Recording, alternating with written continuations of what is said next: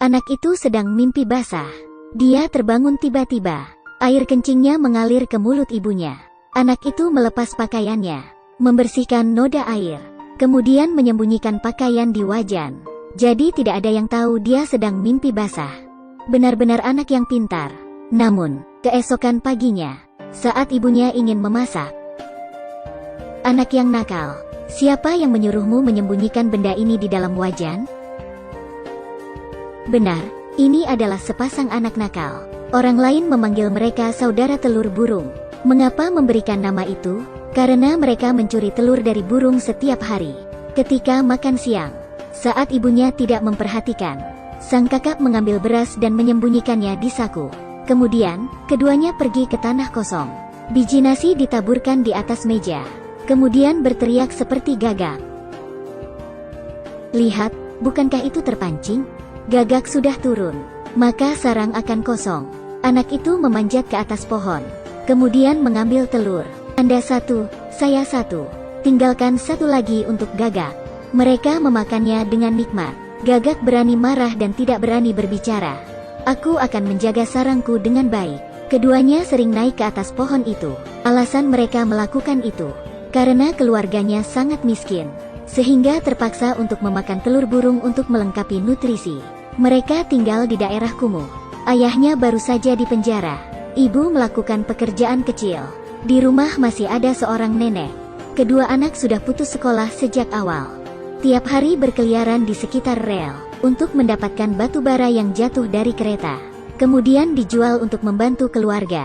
Sampai di usia ini, makanan yang paling enak yang pernah dimakan mungkin adalah telur gagak. Hingga hari ini, sekelompok pekerja di tanah kosong itu, pohon besar ditumbangkan. Mereka sangat tertekan, karena mereka tidak bisa makan telur gagak lagi. Tanah kosong dibangun sebuah toko. Segera, restoran pizza dibuka di sana.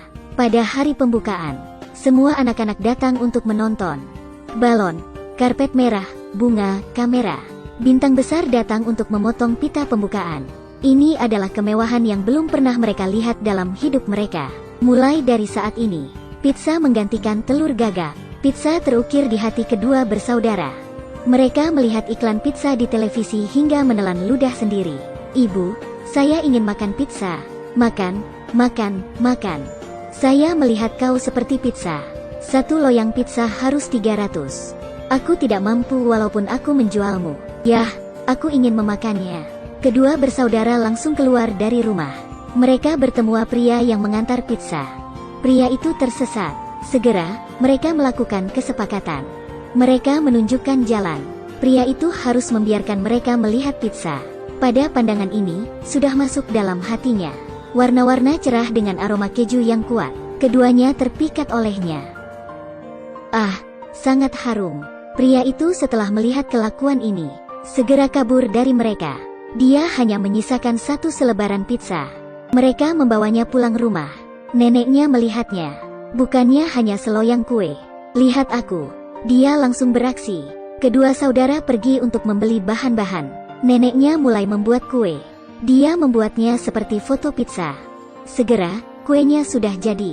Baunya sepertinya berbeda, dan tidak bisa ditarik. Kemudian mereka mencobanya. Sangat tidak enak. Mereka merasa ditipu. Untuk mencapai keinginan mereka, mereka memutuskan menghemat uang untuk membeli pizza. Tapi dengan memungut batu bara, sebulan tidak sampai 300. Keduanya meminta bantuan paman yang bekerja di stasiun kereta api. Paman melihatnya. Anak-anak sangat polos. Kemudian dia membawa mereka ke tempat rahasia. Di sini, ada tumpukan batu bara yang kecil.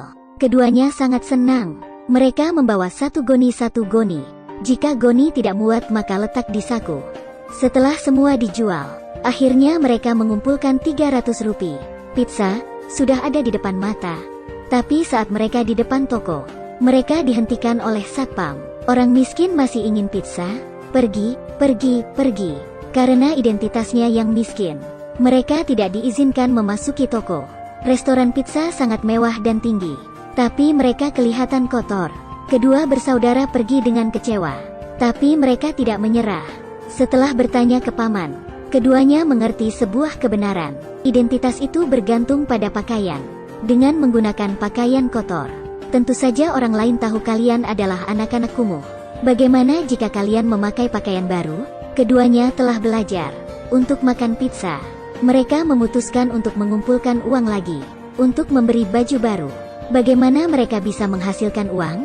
Mereka terpikir sebuah metode lama, memungut ponsel. Anak ini memegang tongkat kayu dan berdiri di rel kereta, terus mengawasi kereta di depannya. Apa yang dia lakukan? Ternyata dia ingin memungut ponsel. Anak-anak India di daerah kumuh, mereka tidak pernah membeli ponsel. Mereka memungutnya dari kereta. Satu kali pukulan, ponsel didapatkan. Kelinci kecil, jangan biarkan aku menangkapmu. Bye-bye. Demi membeli pakaian baru agar bisa makan pizza. Kedua bersaudara juga mengambil jalan ini. Tapi, karena terlalu baik, dia tidak bisa melakukannya. Terpaksa mencari cara lain untuk menghasilkan uang. Mereka menarik gerobak, ingin menjadi pengemudi untuk membawa orang mabuk pulang. Tidak disangka kualitas gerobak tidak memenuhi syarat. Gerobaknya hancur saat diduduki. Tak berdaya, mereka terpikir untuk mencuri penutup sumur. Tak disangka, mereka tidak mampu mengangkatnya. Gagal lagi. Pada akhirnya, tidak ada cara lain. Kakak, mari kita jual anjing ini. Sebelumnya, anjing anak kaya dibeli dengan harga 25.000. Rencana yang bagus. Kedua bersaudara mengendong anjing kecil dan pergi ke jalanan. Paman, apakah Anda ingin membeli anjing? Berapa? Ini murah, 25.000. Apa? Pergi. Gagal menjual anjing. Tampaknya mereka harus menggunakan cara yang sederhana. Mereka pergi menempelkan iklan dan membagikan selebaran. Dan juga membantu orang lain memindahkan air. Walaupun sangat capek, tapi saat mereka menerima gaji, mereka sangat senang. Akhirnya, setelah kerja kerasnya, mereka berhasil mengumpulkan uang untuk membeli pakaian. Tapi melihat bangunan yang mewah ini, mereka mundur. Wow, mereka tidak akan pernah membiarkan kita masuk. Keduanya duduk di tepi jalan dengan wajah sedih. Apa yang harus saya lakukan? Saat itu juga, dari mal keluar sepasang ayah dan anak yang kaya. Mereka baru saja membeli pakaian baru. Sang anak ingin makan skon di tepi jalan, tapi ayahnya merasa tidak higienis dan tidak boleh dimakan. Pada saat itu, ayahnya memegang sakunya. Ada barang yang terlupakan di dalam mal. Dia segera masuk untuk mengambilnya. Melihatlah keinginan mereka untuk makan skon. Kedua saudara memiliki rencana. Dia memutuskan membeli pakaian baru mereka.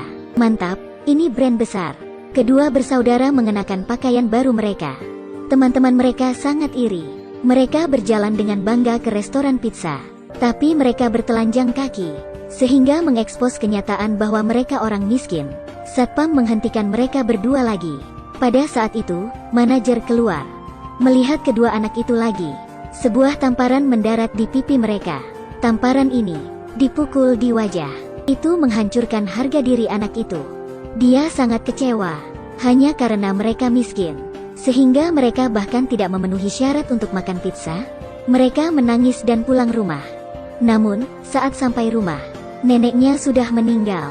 Keluarganya bahkan tidak mampu membayar pemakaman. Sang kakak memberikan uang 300 itu ke ibunya. Pada hari ini, penghinaan dan kesedihan menyebar di hati mereka. Mulai hari ini, mereka tidak pernah mengatakan mereka ingin makan pizza lagi. Hingga hari ini, video kedua bersaudara dipukuli beredar ke seorang wartawan. Saat mereka melihat, mereka sangat senang. Mereka menggunakan video ini untuk memeras pemilik toko pizza. Ini tentang menyakiti anak-anak. Jika video terekspos, bisnisnya pasti akan terpengaruh. Bos pizza akhirnya mengalah. Dia ingin membeli video itu. 100.000, tidak boleh lebih. Mereka terdiam. Dia hanya ingin memeras 5.000 saja. Pada saat ini, keserakahan tiba-tiba dimulai. Kakak, berapa banyak yang mereka kasih? 6.000. Aduh, kakak, kau sangat jago. Mereka mengenakan pakaian baru, bersuka cita untuk mengambil uang. Tapi saat mereka ingin melakukan transaksi, di berita melaporkan video anak yang dipukuli. Ternyata temannya menjualnya ke surat kabar dengan harga 7.000. Kakak, apakah saya melakukan hal yang benar? Haha. Dasar idiot. Setelah berita disiarkan, segera mengejutkan semua orang. Daerah kumuh yang terlupakan tiba-tiba menjadi fokus utama. Wartawan bergegas untuk mewawancarai. Kedua bersaudara melihat berita di televisi. Mereka mengira mereka sudah membuat kesalahan yang besar. Mereka segera bersembunyi. Ibunya baru mengetahui bahwa anaknya telah dipukuli, tapi dia tidak bisa menemukan kedua anaknya. Dia cemas hingga menangis. Keesokan hari, polisi datang. Akhirnya di tepi sungai, mereka menemukan kedua anak itu. Kedua anak memeluk ibunya. Mereka sangat takut, tapi mereka masih diundang ke atas mobil. Mereka dibawa ke restoran pizza. Pada saat ini, pintu toko penuh dengan orang-orang. Balon, karpet, dan kamera lebih spektakuler daripada hari pembukaan. Kedua anak bertelanjang kaki. Di bawah sorotan semua orang, mereka secara pribadi diundang ke toko oleh bos. Bos memberitahu mereka, seterusnya datang toko ini. Pizzanya gratis. Ini adalah cara bos untuk membalasnya. Dia memberikan sebuah pertunjukan besar untuk semua orang. Tapi kedua anak tidak tahu. Mereka akhirnya bisa makan pizza impian mereka. Tapi setelah menggigitnya, keduanya mulai menolak. Mereka bilang, ini tidak selezat seperti yang mereka pikirkan. Tidak selezat pancake yang dibuat neneknya.